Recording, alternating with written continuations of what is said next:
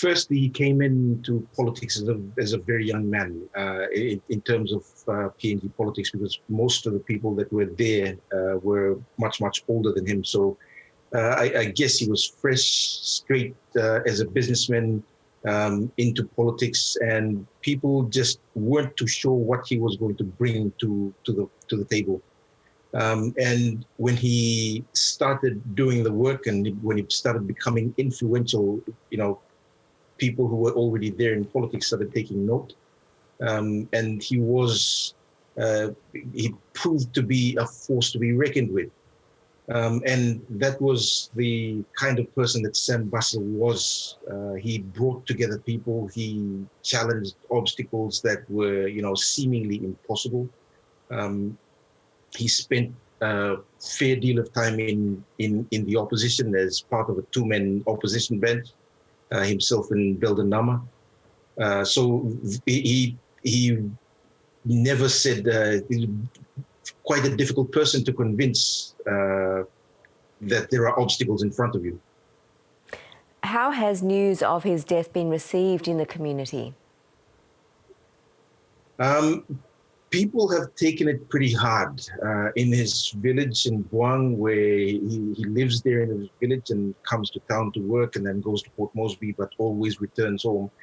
He spends a lot of time in the district, and he's, a working politician. He's always on the ground, building roads, delivering medicines.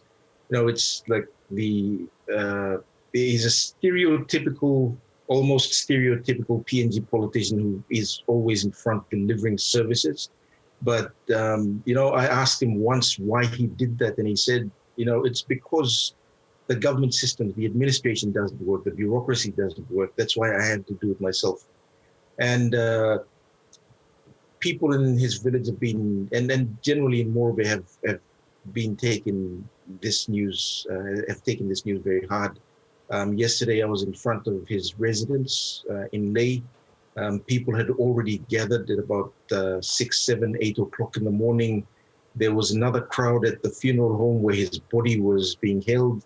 And there was I think there was a post-mortem that was carried out yesterday. I'm yet to confirm that.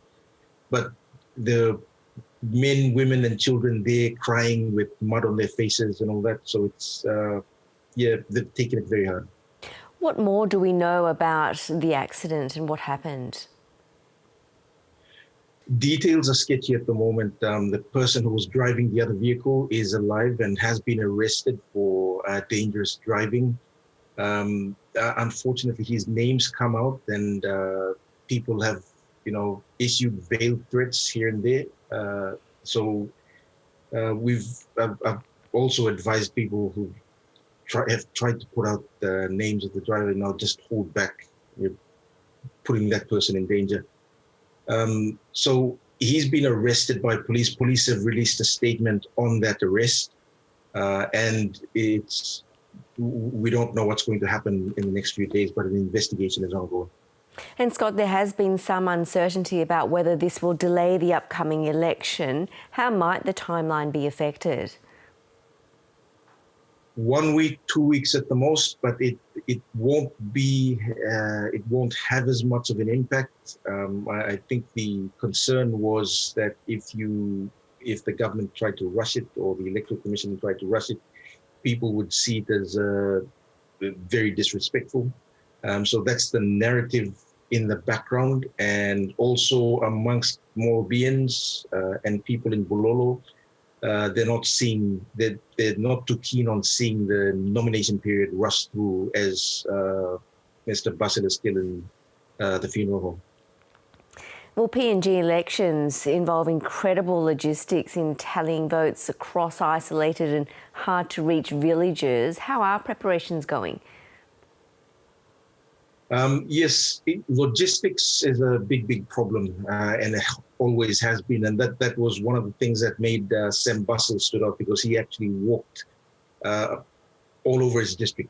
Wherever there was a road, whenever the road ended, he would get off the vehicle and walk. So he went to almost every village in his district. That's the challenge that the Electoral Commission is facing at every election. And to get ballot boxes to places where people can vote is a logistical nightmare, as always. There's a budget shortfall, and every election there's problems that people encounter. Well, the last election 5 years ago failed to see a single woman voted into Parliament, despite there being many female candidates. Has there been any effort to address that this time?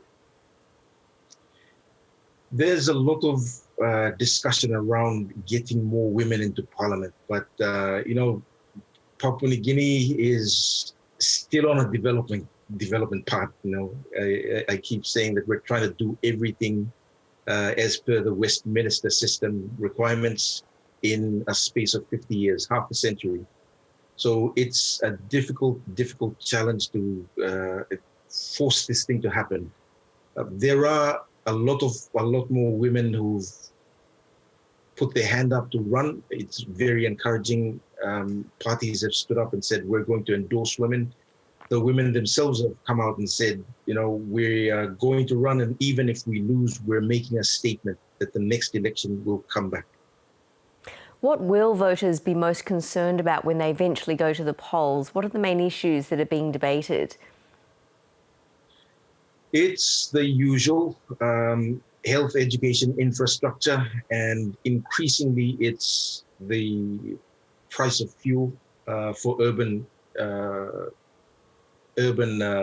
dwellers. In rural areas, it's a difficult place to be during elections because people will still vote along tribal lines. So, yeah. Scott Waide, thank you so much.